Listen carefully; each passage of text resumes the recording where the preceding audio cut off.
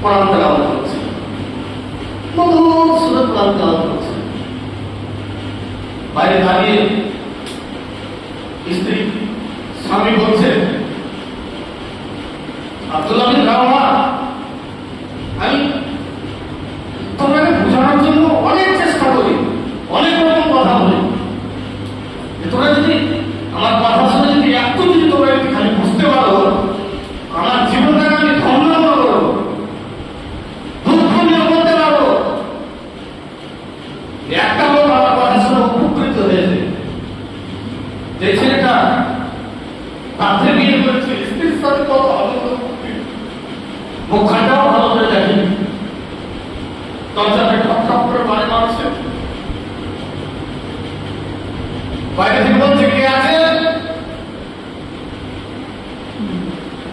স্বামী বলছে আব্দুল্লাহ বিন রাওয়া বলছে, একটু কভার খুলো, কোরআনটা বন্ধ করো, আমি তোমার সাথে কিছু কথা বলতে চাই। তো বলছে কভার খুলছি, ভিতরে বলছে ভিতরে যাওয়ার ক্ষমতা নেই, ভিতরে যেতে পারবো না।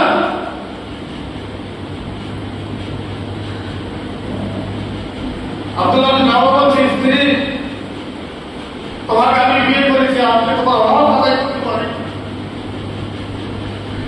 আমি তোমার মুখ খারাপ ভালো করে দেখতে পারিনি। নবী আমাদের মহতার যুদ্ধে সেনাদের দায়িত্ব দিয়েছে, স্ত্রীকে বলছে তুমি আমাকে মাফ করে দিও।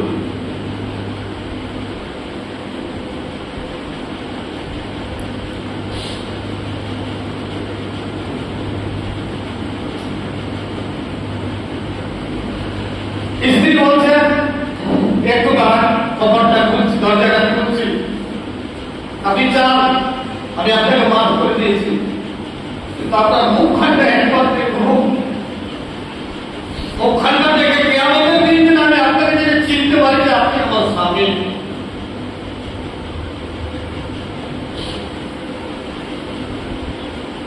স্বামী বলছে যে না, দরজা খুলতে হবে না, দরজা যদি খুলো তোমাকে দেখতে গেলে আমার প্রেম ভালোবাসা জানবে, সুতরাং নবী যেটা আদেশ করেছে সেই আদেশটা হয়তো অমান্য করে দিতে পারো। তোমাকে যদি আমি সত্যি ভালোবেসে থাকি, আমি আল্লাহর রাস্তায় যুদ্ধ করতে যাচ্ছি, আমার যদি শহীদ হয়ে যায়, কিয়ামতের দিন আল্লাহ আমাদের সাথে সাক্ষাৎ করিয়ে দেবে। এবার আপনাকে বলি,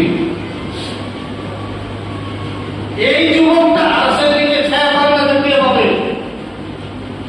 বলেন কে হবে? যে ছেলেটা নিজের স্ত্রীকে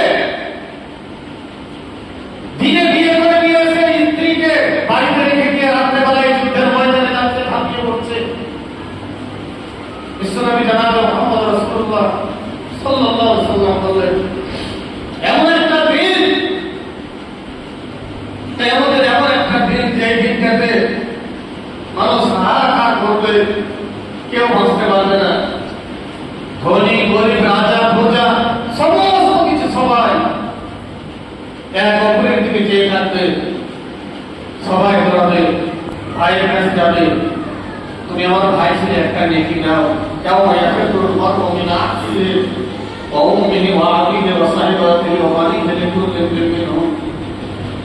একটা নেকি কমে গেছে, তুমি আমাকে একটা নেকি দাও। অস্বীকার করবে দুনিয়াতে আমার কোনো ভাই ছিল না, বাপ বলবে দুনিয়াতে আমার ছেলে ছিল না, মা বলবে দুনিয়াতে আমার কোনো সন্তান ছিল না, বোন বলবে দুনিয়াতে আমার কোনো ভাই ছিল না। তবে কার জন্য করবো?